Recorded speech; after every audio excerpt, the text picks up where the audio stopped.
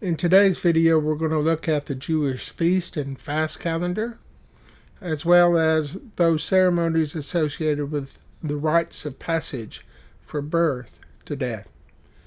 You'll notice in this particular slide, there is the calendar marking when the particular feast and fast take place. Notice you have your fall feasts and your spring feasts, followed by Pentecost, coming up in late spring.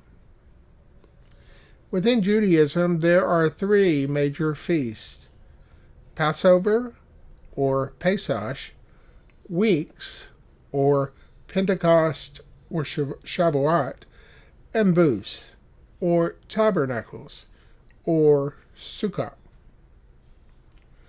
The first major feast of Judaism is that of the Passover, or Pesach.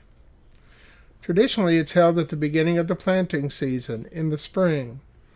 This feast recalls the Exodus from Egypt, and it's marked by a solemn meal, a ritual meal, also called a Seder, which remembers the meal the ancestors ate on the night they fled from Egypt.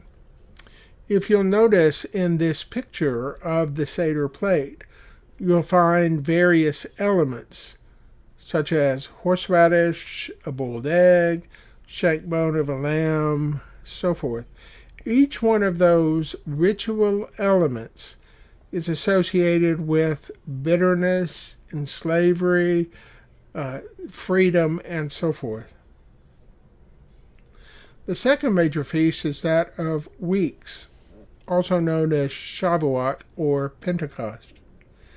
This feast is held 50 days after Passover at the end of the barley season, and it commemorates the giving of the law to Moses on Mount Sinai. The third and final major feast is that of Booths or Tabernacles, also known as Sukkot. This final feast occurs at the end of the agricultural season and just before the beginning of the winter rains. It not only commemorates the wandering of the Jews in the desert before they enter Canaan, but it also marks the beginning of the Jewish year. In terms of holidays or holy days, there are several you need to know about. The first is Rosh Hashanah.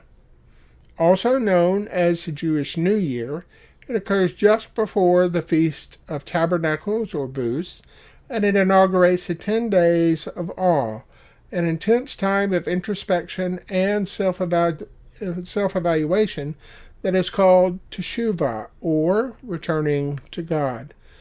During these 10 days, if they have had an occasion where they have offended someone, or someone has been hurt by something said or done, there is an occasion for them to go and apologize or make right the offense. Yom Kippur, the second holy day, also known as the Day of Atonement, takes place 10 days after Rosh Hashanah and 4 days before the Feast of Tabernacles or Booths.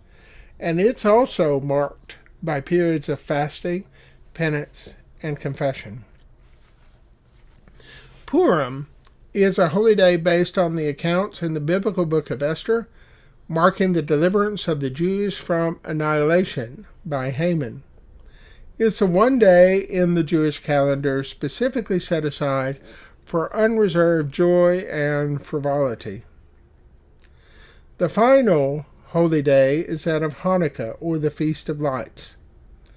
This date recalls the rekindling of the candelabrum in the Second Temple by Judas Maccabeus and his followers in 165 BCE. As they were cleansing the temple and preparing it to be readied for worship, there was only enough olive oil for one day. Miraculously, this olive oil lasted for 8 days. So the focus of this celebration is on the home. emphasizing family togetherness and enacting themes of rededication and renewal. It's marked by the lighting each evening for 8 days of the menorah candles, also as seen here in a candelabrum. In terms of rites of passage, there are several as well. For boys, there is circumcision on the 8th day.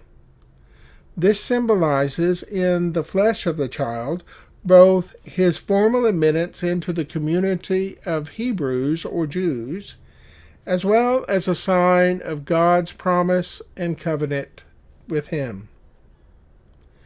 At or about age 13, the boy participates in a bar mitzvah or son of the commandment ceremony, which marks his becoming an adult from the religious point of view.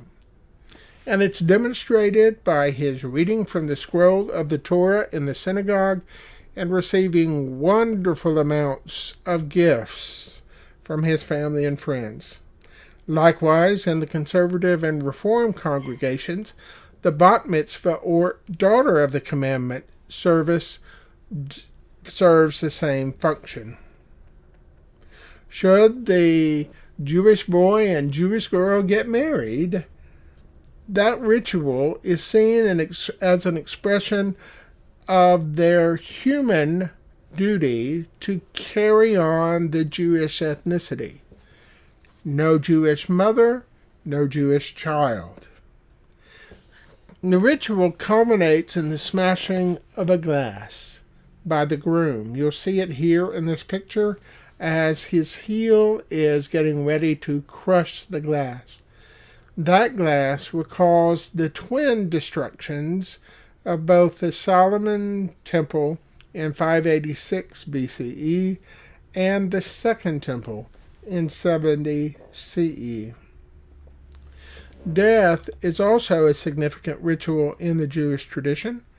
They are wrapped in a shroud and buried as quickly as possible. And so that burial is marked by austere and simple rituals, quite a contrast to the Christian rituals, which often go several days.